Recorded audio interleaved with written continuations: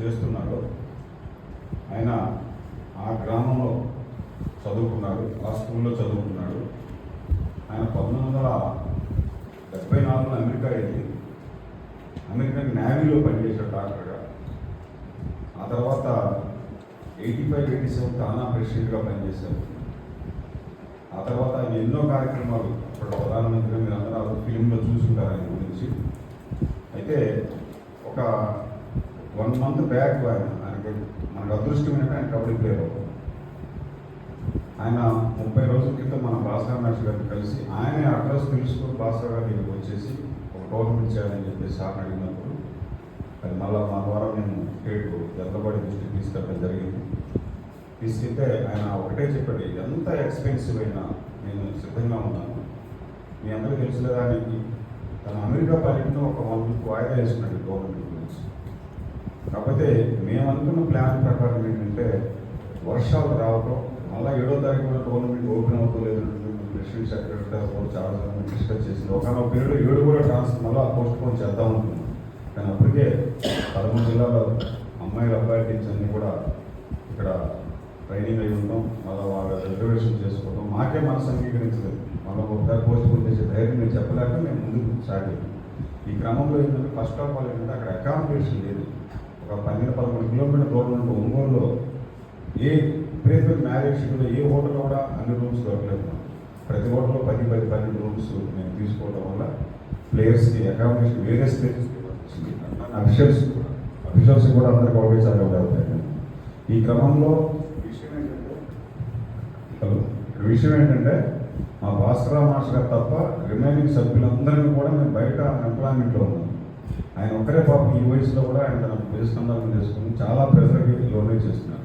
ఈ క్రమంలో ఎక్కడైనా చిన్న చిన్న మిస్కమ్యూనికేషన్స్ ఏమైనా కానీ పెద్ద మనసుతో క్రీడా స్ఫూర్తితో వీటన్నింటిని కూడా సర్దుకుంటారని మేము మనస్ఫూర్తిగా కోరుకుంటున్నాం. ఇంకా రాబోయే రోజుల్లో కూడా మేము ఇంకా కొన్ని ఈవెంట్స్ కూడా ఏదైనా ఉంటే, ఎందుకంటే ఇప్పటివరకు జరిగిన ఈవెంట్స్ ఎక్కడ కూడా మేము ఏదైనా మైన్యూట్లోకి మేము చూసుకుంటూ వచ్చాము. కాబట్టి ఏమైనా ఉన్నా నెక్స్ట్ ఇంకా రెక్టిఫై చేసుకొని చేస్తాము. కాకపోతే ఇది ప్రకాశం జిల్లా కబడ్డీ అసోసియేషన్ నుంచి నా యొక్క వ్యక్తిగతంగా నేను ఇంటర్నేషనల్ కబడ్డీ ప్లేయర్. ఈ యొక్క సభలో నేను మీకు కొన్ని విషయాలు మీ దృష్టికి తీసుకోవాల్సిన ప్రశ్న. ఫస్ట్ ఆఫ్ ఆల్ ఏంటంటే సార్, మనకి స్పోర్ట్స్ కోటా 2%, 3% మనకి పెంచడం జరిగింది. దీని తరఫున మన ఆంధ్ర కబడ్డీ అసోసియేషన్ తరఫున అందరికీ కూడా మన సీఎం గారికి, గవర్నమెంట్ గారికి మన ధన్యవాదాలు తెలియజేస్తున్నాం. అయితే ఇంకొక సంచలనాత్మకమైన విషయం ఏంటంటే రాష్ట్ర ప్రభుత్వం ఎంతో ప్రతిష్టాత్మకంగా పెట్టినటువంటి క్రీడా యాప్, అది మన కబడ్డీ గేమ్ ద్వారా ఇక్కడ ఇన్స్టాల్ అయితే మన అందరి కబడ్డీ ప్లేయర్స్కి అవకాశం. దీని ద్వారా ఏంటంటే మనకు ఇప్పటివరకు ఏంటంటే ఈ యొక్క సర్టిఫికేట్స్ ఎవరు ఆడేది ఏంటి అనేటువంటిది మనం రికార్డ్స్లోకి ఎదుర్కోవడం, ఫామ్ చూసుకునే సందర్భాల్లో మిస్యూజ్ అవ్వడం జరుగుతుంది. దాన్ని అధిగమిస్తూ ఈ క్రీడా యాప్ ద్వారా ఎటువంటి సర్టిఫికేట్స్ మ్యానిపులేషన్ లేకుండా స్టేట్ గవర్నమెంట్ చేయడం, అది మన కబడ్డీ క్రీడ ఈరోజు ఇక్కడ నుంచి ఇన్స్టాల్ చేయడం మనందరం చాలా హ్యాపీ ఈ సందర్భంగా.